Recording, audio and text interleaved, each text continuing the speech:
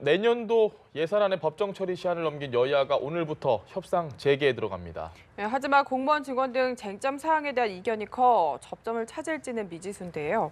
강석진 전 서울신문 편집국장, 조혜진 전 새누리당 의원 두 분 모셨습니다. 안녕하십니까? 네, 반갑습니다. 안녕하십니까. 국장님, 지금 예산안이 네. 사실 뭐 어느 정도 예상을 했습니다. 예산안을 예상을 했는데 이런 상황을 좀 길게 갈지도 모른다는 예상이 나오는데 어떻게 보십니까? 저는 아주 길게 갈 것 같지는 않아요. 예. 저기 그 사이에 이제 여야 이렇게 접촉한 거를 보면 의견들이 많이 근접해 들어가고 있는 것 같고 예. 오늘 아침에도 그 민주당 우원식 원내대표하고 국민의당 김동철 원내대표 조찬 예. 모임 갖지 않았었습니까? 거기서도 뭐 구체적인 이야기는 하지 않았다고 하지만 서로 속내를 털어놓고 이야기를 좀 한 것 같고요. 예. 지금 보면은 공무원 증원 문제에 대해서는 아직도 좀 간극이 있지만 그 다른 문제들은 상당히 좁혀진 게 아닌가. 예. 그다음에 국민의당으로서는 그 사이에 이제 무한공항으로 KTX가 가는 문제 1조 조금 2천억 원 정도. 예. 1조 좀 넘는 예산을 갖다 따내지 않았습니까? 예. 그래서 국민의당으로서도 뭐 자기네들의 예산 투쟁을 통해서 상당히 얻을 건 얻어내고 생색을 낼 수 있는 상황까지 와 있기 때문에 저는 아주 오래 걸릴 것 같은 생각은 아닙니다. 다만 밀고 당기기는 조금 더 해야 되겠죠. 네. 알겠습니다. 그러면 좀 오늘 중으로는 타결되지 않을 가능성이 높다라고 보신 것 같은데 의원님 생각 어떠세요? 예, 오늘은 좀 기대하기 쉽지 않을 것 같고 빠르면 이제 정기국 임기 끝나는 9일 아마 본회의 잡아서 처리할 가능성이 좀 높아 보이고요. 예. 만약 그 사이에 좀 뭐 분위기가 좀 나빠지든지 하면은 최악의 경우에는 이제 회계년도 말인 12월 말 예. 그 사이 임시국회 새로 소집을 해야죠. 왜냐하면 이미 국회법은 어긴 상황이기 때문에 예. 뭐 9일에 하든 연말에 하든 국회법 자체 그 어긴 걸 치유할 수는 없는 상황이기 때문에 네. 물론 이제 국민들의 이 기대가 있기 때문에 최대한 빨리 하려고 노력은 하겠지만은 또 여야 간의 그 여러 가지 쟁점이나 좀 전에 강 그 전 국장님 말씀하신 네. 거에 같이 민주당이 실질적으로는 국민의당하고만 대화를 하고 한국당을 제껴놓고 하는 이런 것이 협상에는 도움이 될 수도 있지만은 그 분위기에는 나쁜 네. 영향을 끼쳐서 한국당이 강경한 분위기로 나오고 또 국민의당이 그 한국당의 그런 강경 입장을 또 무시할 수 없는 양군 공조를 계속 해야 되기 때문에 또 틀림없이 또 한국당에서는 국민의당 보고 결국 민주당 이중대네 이렇게 이야기하고 나오면은 민주당의 야당으로서 국민의당 야당으로서 캐스팅 보트로 또 입지가 좁아지기 때문에 또 그것도 의식을 할 가능성이 높아서 생각보다는 좀 길게 갈 가능성도 저는 없지는 않다고 봅니다. 알겠습니다. 방금 말씀하신 것처럼 이 현장에 있는 취재 기자들 사이에서는 뭐 그런 한국당 패싱이라는 이야기가 상당히 많이 흘러나오고 있는데 그러면은 뭐 한국당의 이야기로 봐서는 아니 너무 지지율 믿고 여당이 너무하는 거 아니냐 이런 주장이 나오고 있습니다. 이에 대해서 어떻게 보십니까? 한국당으로서는 충분히 할 수 있는 이야기라고 생각을 합니다. 더더욱이 이번 이제 예산안 논의하는 과정에서 그 예산안이라는 거는 숫자로 표시한 정치 아닙니까? 예. 그 정치 과정에서 패싱 당하는 거 당연히 불쾌할 수 있고요. 그다음에 한국당 입장으로서는 큰 사업 중에 하나인 대구공항 이전 사업 문제에 대해서 예. 그게 저 예산안 처리 과정에서 거의 반영이 안 되고 있다는 점에 대해서는 한국당으로서는 그걸 테이블 위에 올려놓고 공식적으로 거론하기는 어려울지 모르지만 테이블 밑으로는 얼마든지 문제를 제기할 수 있을 것 같고요. 또 그 사업이 국가적으로도 뭐 의미가 없는 사업이거나 그 지역 사람들만을 위한 건 아니지 않습니까? 예. 그렇기 때문에 한국당 쪽에서 그 문제를 제기를 하면 여당 쪽에서는 당연히 경청을 해야 될 부분이 있다고 생각을 하고요. 또 그러나 그 예산이 400 몇십 조나 돼도 큰 액수 같지만 세부 사항으로 들어가면 다 근거가 있고 숫자가 있고 예년 관례가 있고 뭐 그런 거 아닙니까? 그래서 예산안을 갖다가 갑자기 뭐 좀 큰 덩어리에 돈을 갖다 끼워 넣으려면 조정하는데도 시간이 많이 걸리죠. 그래서 저는 뭐 오늘 중으로 뭐 된다 뭐 이렇게 예상을 하는 건 아니지만 한국당 쪽에서는 충분히 이 문제를 제기를 할 수 있다고 생각을 하고요. 예. 또 한 가지는 제가 뭐 저기 여당 쪽을 갖다 조금 뭐 옹호하는 건 아니지만 옹호하는 건 아니지만 뭐 그러고 싶지는 않지만 예. 공무원 증원 문제에 관해서 지금 국가 재정의 건전성이라든지 수십 년에 걸쳐서 굉장히 큰 부담 300조까지도 예. 야당이 주장하고 있지 않습니까? 그런 문제에 대해서 여당이 국민 앞에 좀 설득력 있는 답변을 내놓기는 해야 될 것 같습니다. 예. 왜냐하면 미래 세대에 굉장히 큰 부담이거든요. 그렇기 때문에 문재인 정부가 그 공약을 내걸고 실업 문제에 대해서 애쓰는 것까지는 우리가 인정을 할 수 있지만 예. 그러나 공무원을 한번 증원하면 20년, 30년 더 나가서 요새처럼 오래 사는 세상에는 한 40년, 50년까지도 그 국민 부담이 있을 수 있기 때문에 정말 얼마나 어디에 필요해서 증원을 해야 되는지 예. 그 부담들을 어떻게 처리해 갈 것인지에 대해서는 좀 더 성의 있는 답변, 국민에 대한 설득은 필요할 걸로 봅니다. 네. 알겠습니다. 그 공무원 증원 문제를 놓고 여야에서 조금씩은 양보를 했는데 여기서는 좀 좁혀지지 않는 것 같아요. 어떻게 보십니까? 기본적으로 철학이 큰 차이가 있습니다. 문재인 정부는 민간 일자리 때 기업도 경제 활동을 통한 일자리를 만드는 거는 쉽지 않다는 상황이기 때문에 공무원 일자리를 통해서라도 일자리를 일단 늘려야 된다는 이제 생각인데 그리고 이제 문재인 대통령의 대표 공약으로 내세웠고 근데 야당은 대한민국에 사실은 중소기업 일자리 많은데 그 이제 좋은 일자리가 아니기 때문에 예. 젊은이들이 안 가는데 그 좋은 일자리가 뭐냐라고 해서 정부가 내세운 게 결국 국민 세금으로 먹여 살리는 공무원이 예. 좋은 일자리다라고 돼버려 가지고 국민 입장에서 볼 때는 공무원이라는 거는 아직은 국민을 위해서 서비스하는 기관이라기보다는 위에서 군림하는 기관 또는 기업 입장에서 볼 때는 규제의 끈을 휘두르는 기관 예. 또 때로는 뭐 철밥통이라고도 하고 또는 뭐 갑이라고도 하고 하는 그 상전을 더 많이 늘리는 일자리 정책이라는 것이 국민들에게 안 다가오고 더구나 예산 추계도 정확하게 안 나타나 있고 야당이 내세운 걸 추계를 한 걸 보면은 재정이 감당할 수 없고 세금으로 감당하기 어렵다고 보는데 그걸 이제 계속 이제 추진을 하니까 야당 입장에서는 기본적으로 철학이 안 맞은 거죠. 일자리는 규제를 풀어가지고 기업 활동을 혁신을 할 수 있게 해가지고 거기서 일자리 만들어내야 된다는 이 예. 철학부터가 틀리고 그다음에 이후에 다음 정부 또는 다음 세대의 부담을 감당할 수 없다라는 부분이 있어가지고 기본적으로 그 자유한국당 같은 경우에는 결과 자유한국당이 말하는 거는 한 명도 못 늘린다는 겁니다. 결국은 예. 문재인 대통령이 17만 5천 명인가를 5년 임기 중에 이제 늘리겠다고 하는데 예. 원래 평균 해마다 한 7천 명 정도 늘려왔는데 그 자유한국당은 그 이상은 안 된다는 거거든요. 근데 그 국민의당은 조금 절충을 해서 한 9천 명 정도는 받아들이겠다고. 예. 근데 민주당은 만 500 원래 명으로, 예. 그 12,000명 주장했다 1,500명 마지노선을 딱 끊어놓은 상황이어서 쉽지가 않은 상황 같아요. 예. 그래서 이 부분은 결국은 이제 법안 통과되려면 절충은 될 텐데 예. 뭐 현실 정치 상황을 보면은 국민의당 그 안 정도로 그 앞뒤로 해서 절충될 가능성이 많아 보이지만은 그 야당은 이후 5년 내내 17만 5천 명 늘린다는 이 자체는 절대 인정하지 않는 분위기이기 때문에 참 어려움이 있는 것 같습니다. 조 의원님 그러면은 사실 국회 분위기나 이런 걸 지금 봤을 때 예.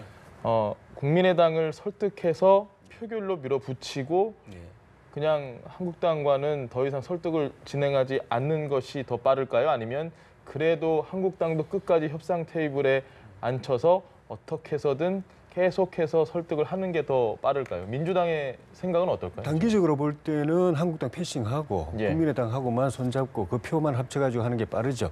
그런데 이 국회가 이번에 끝나는 게 아니고 예. 앞으로도 법안이라든가 여러 가지 그 국정 과제들 많은데 특히 문재인 대통령의 국정 과제 중에 법안 처리된 게 지금 하나도 없거든요. 예. 앞으로 예산 끝나고 나면 법안이 중요한데 그 과정에서 한국당 도움 없으면은 안 되기도 하고 한국당이 안 도와주면 국민의당이 또 계속 민주당 도와주기 어려운 그런 구조적인 거. 어차피 국민의당이 일시적으로는 여당을 도와줘도 기본적인 입장은 야당이거든요. 예. 그럼 야당하고 먼저 손을 오래 길게 잡고 길게 가야 되는 상황이기 때문에 한국당을 국민의 눈에 띄게 완전히 제껴버리고 그냥 물먹여버리는 그런 상황 되면은 장기적으로는 굉장히 힘들죠. 그래서 그 부분을 놓고 민주당이 좀 더 고민할 것 같습니다. 알겠습니다. 네, 역시 어렵더라도 좀 같이 힘을 모으려고 그러면 그렇게 해야죠. 노력을 해야 저기 되겠죠.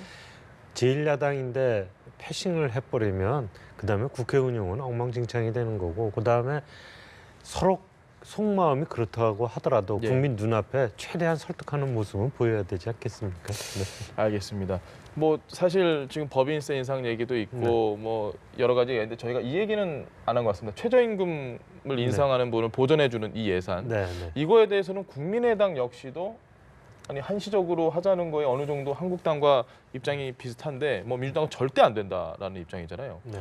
이 부분은 어떻게 합의가 도출이 될까요? 그 지금 오늘 아침에 또 나오는 이야기는 그 한 해 더 해주되 2년인가요, 그러면? 예, 그럴 때 이제 2년 차에는 액수를 갖다 절반으로 줄이는 절충안도 나오기도 하고 예. 오늘 또 아침에 두 당 원내대표 이야기 중에서는 조찬 모임에서 나온 이야기로는 지금 일자리 안정자금을 동원해서 3조를 이제 지원하는 문제인데 예. 그걸 그 근로소득 장려 세제 체계로 바꿔서 세제 혜택을 주는 거죠. 예, 그래서 이제 보조를 취업자들한테 보조를 주는 식으로 방법을 바꾸는 안에 대해서 국민의당이 이제 제기를 했고 예. 우원식 원내대표도 그것도 상당히 그 일리가 있다 이렇게 반응을 보였단 말이죠. 그래서 그것도 절충점을 향해서 가고 있기는 한데 저는 국민의당 주장에 약간 공감을 하는 부분이 있습니다. 뭐냐하면 1년이 적절할지 2년이 적절할지 3년이 적절할지는 모르겠으로되 모든 지원이나 혜택은 일몰제도가 있는 게 바람직합니다. 이거 한 번 주면은 마냥 가거든요. 예.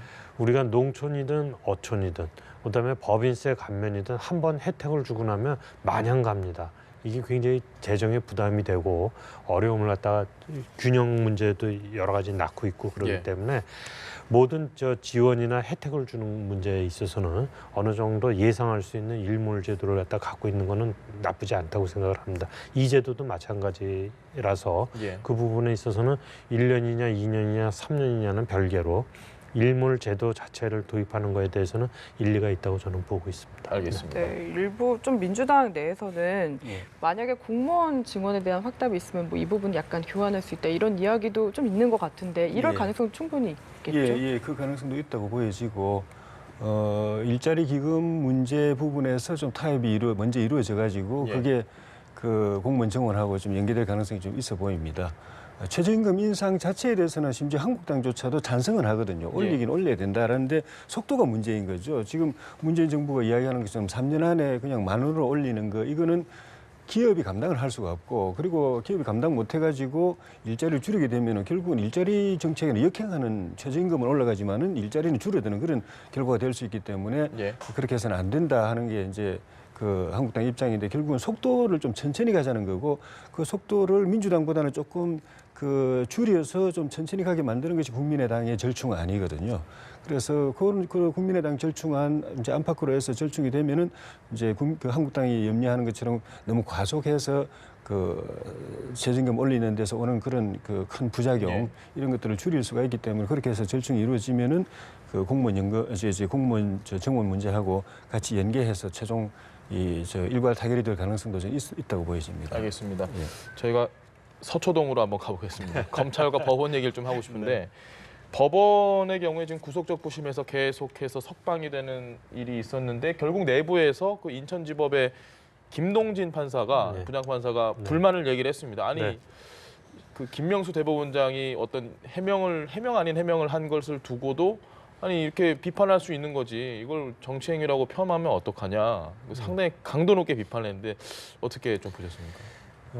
저는 아주 원론으로 돌아가 보면 예, 민주주의 체제에서 상권 분립을 갖다 처음으로 헌법에 규정한 건 미국 헌법입니다. 예, 이제 미국의 그 파운딩 파더들, 건국의 아버지들이 헌법을 마련을 할 때 입법부하고 행정부는 선거에 의해서 구성을 하게 만들었습니다. 그러나 사법부는 전문가들이 구성을 하도록 했습니다. 그 이유는 이 사법부는 정치적인 바람을 타지 말라는 취지가 강했던 겁니다. 전문성을 갖고 이 원칙을 지켜야 된다 이렇게 생각을 했던 거죠. 예. 지금 우리나라에서도 이 사법부는 원칙을 갖고 좀 외풍을 타지 않고 자기 나름대로 심사숙고해서 일을 처리해 나가는 게 우선에 바람직하다고 보이고요. 예, 그런 의미에 있어서 대법원장이 못할 말 했다고는 생각지 않습니다. 예, 그리고 또 한 가지는 지금 구속적 부심에서 여러 풀려났지 않습니까? 그 김동진 판사가 전에 원세훈 예. 국정원장의 대법원 그 무죄 일부 판결에 대해서 문제를 제기를 했고 이번에도 문제를 제기했는데 조금 사안이 다르다고 봅니다. 하나는 실체적인 유무죄를 따지는 재판이었고 지금은 이제 구속 적부심 아닙니까? 구속 적부심은 인신 구속에 관한 것이기 때문에 그 실체적인 유무죄 판단을 갖다 그르친 거하고는 좀 다르다고 저는 생각을 합니다. 예. 인신 구속에서 좀 자유롭게 나와서 검찰의 일방적인 소추에 대항을 해서 자기 권리를 갖다 지킬 수 있도록 하는 건 굉장히 중요한 자유이기 때문에 구속 적부심에 대해서 거기서 풀려난다고 그래서 그 무죄라고 선고한 게 아니기 때문에 예. 그 문제에 대해서 민감하게 그 반응을 할 필요는 우선은 없다고 생각을 하고요. 두 번째, 그 김동진 판사 글이 좀 판사가 쓰신 글치고는 너무 좀 거칠다고 생각을 예. 합니다. 그래서 더더욱이 외부에 나오는 SNS 상의 그 쓴 글로서는 그래서 그런 부분에 있어서도 좀 정제가 필요하지 않나 그렇게 생각이 됩니다. 네. 그 우리나라 헌법의 대원칙은 그 불구속 수사 원칙이고 예. 그다음에 무죄 추정의 원칙이거든요. 가급적이면 구속하지 말고 수사하고 혹시 구속이 되더라도 구속됐다고 해서 유죄로 그 이렇게 인식이 되는 건 안 된다라는 게 있는데 현실은 구속 수사 가급적 구속하려고 그러고 그리고 구속되면 다 유죄로 이미 다 나게 지켜버리고 그걸 막아야 될 검찰도 그걸 그 제대로 안 지켰지만은 마지막 그 보루로 지켜야 될 법원이 그걸 못 지켰기 때문에 지금 네. 거꾸로 헌법 원칙이 뒤집어졌다고 생각이 드는데 그런 측면에서 이번에 그 신광열 판사가 그렇게 한 거는 불구속 원칙이라든가 또 수사 원칙이라든가 무죄 추정 원칙에 상당 부분 좀 충실했다고 보여지기 때문에 네. 국민들이 그거는 그 영장이 마구잡이로 남발되던 최근의 상황에서 경향에 대해서 조금 이렇게 좀 제동을 거는 측면에서 의미가 있다고 본다고 저는 보는데 예. 그 김동진 판사 발언은 조금 사실은 그 법원 윤리상 그렇게 하면 안 되게 윤리 강령상 예. 다른 판사가 판결한 거에 대해서 이러쿵저러쿵 하는 것 자체가 윤리 강령에 못하게 돼 있는데 이거는 이러쿵저러쿵 하는 평가를 넘어서 가지고 인신공격을 해버렸어요. 그 전에도 좀 전에 강 전 국장님 말씀하신 것처럼 원시원 제 국정원장 예. 1심 판결에 그 정치자금법이 정치 개입 혐의에 대해서 유죄 인정하고 선거 개입에 대해서 무죄 인정했더니 그 판사를 대놓고 바로 저 판사는 곧 인사를 앞두고 승진하려고 예. 위에 눈치 보느라고 저렇게 봐주기 판결했다 이런 식으로 평가를 넘어서 가지고 모욕적인 인신공격을 해서 정직이 2개월이라는 중징계를 받았습니다. 예. 그래놓고 지금 이렇게 이야기하고 더구나 판사의 그 판결에 대해서 SNS라든가 이런 데서 그 판결에 동의하지 않는 사람들이 막 입에 담을 수 없는 그런 이제 모욕이나 비판이나 또 욕설이나 이렇게 해서 판사가 이 좀 마음이 흔들려 가지고 독립해서 재판을 못 할까 봐서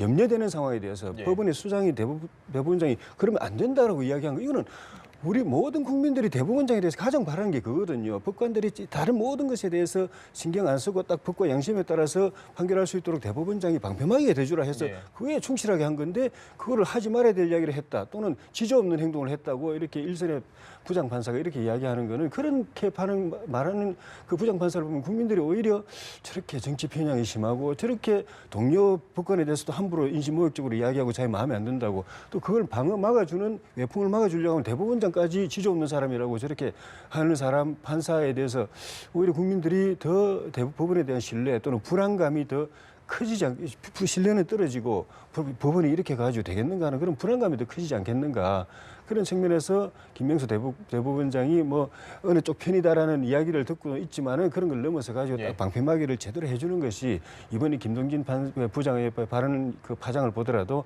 대법원장 역할이 정말 중요하다는 걸 좀 보여준다고 봅니다. 알겠습니다. 네.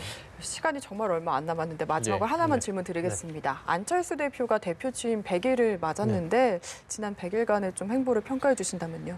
리더십을 확보했다기보다 리더십 시험대에 올랐다 이렇게 보여집니다. 지금 당 내도 그러고 당 외적으로도 그러고 예. 지금 여러 가지 일은 벌리고 말은 많이 했지만 그것을 아직 주워 담지 못하고 있기 때문에 리더십 시험대에 올라 있다 이렇게 저는 보고 있습니다. 알겠습니다. 조 의원님 짧게 한마디만. 예, 결국은 호남 의원들하고 같이 가느냐 예. 아니면은 이제 분리해서 나가느냐 그거는 결국은 그 안철수 대표가 다음 대선 때 이제 민주당 그룹에서 후보로 경쟁하느냐 예. 아니면 범중도 보수 진영에 와서 후보로 경쟁하느냐 이 문제 달린 문제인데 본인은 범보수 진영 쪽으로 이 마음을 정한 것 같아요. 민주당 안에서는 희망이 없다고 보는데 이제 할 수 있으면 호남 의원들까지 끌고 가서 하고 싶은데 호남 의원들은 또 저쪽 민주당에 또 가깝기 때문에 결국은 지방선거 전에 뭐 이번 주 연말이 될지 연초가 될지 지방선거 전에 그 둘 중에 선택을 놓고 본인이 본인의 미래와 민주당 호남 의원들의 미래가 서로 상충하고 있기 때문에 결정해야 되는 상황이 오지 않겠는가. 정치력이 좋으면은 딱 끌고 가겠지만 못하면은 결국은 자기 세력만 끌고서 어떤 다른 선택을 하는 상황이 올 수도 있다고 봅니다. 알겠습니다. 네, 지금까지 강석진 전 서울신문 편집국장, 조혜진 전 새누리당 의원 두 분과 함께했습니다. 감사합니다. 고맙습니다. 고맙습니다.